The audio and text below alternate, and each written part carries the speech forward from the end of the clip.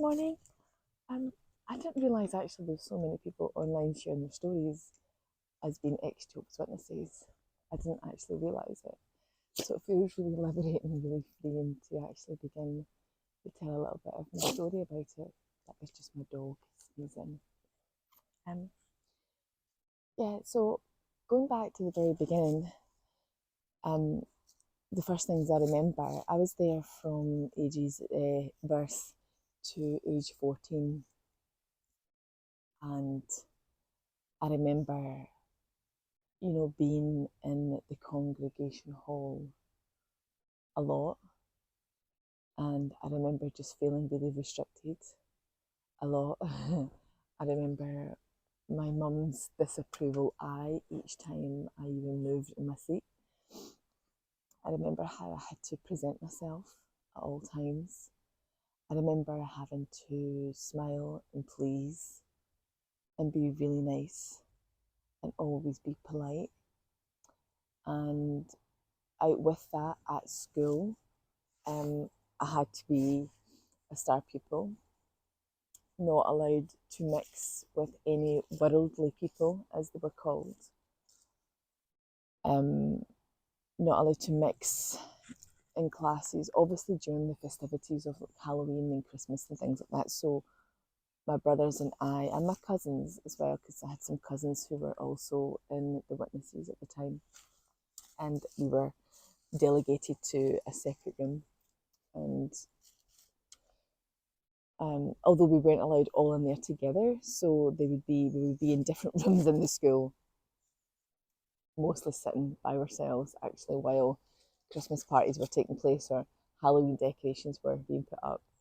Um, and also, we didn't celebrate Christmas either, obviously for those reasons. But as a child, just feeling really deprived of not having not having those things, and I always remember like coming into school after Christmas and people saying, "So what did you get for Christmas?" and being like, "Well, nothing. We never got anything." And I don't know if my mum even thought about that at all.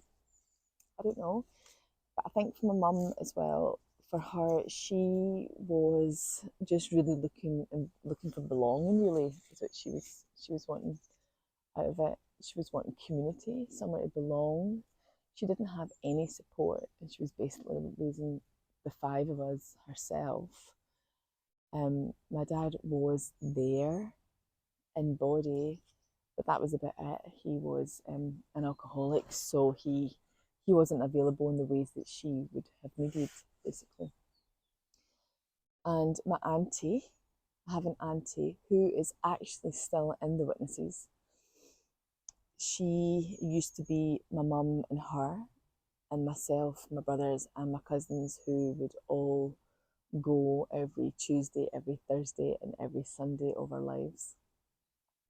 And I just remember, yeah, feeling really restricted within it and having to perform in a certain way. I remember all the male elders. There was never any female elders of what I can remember, if it's even a thing.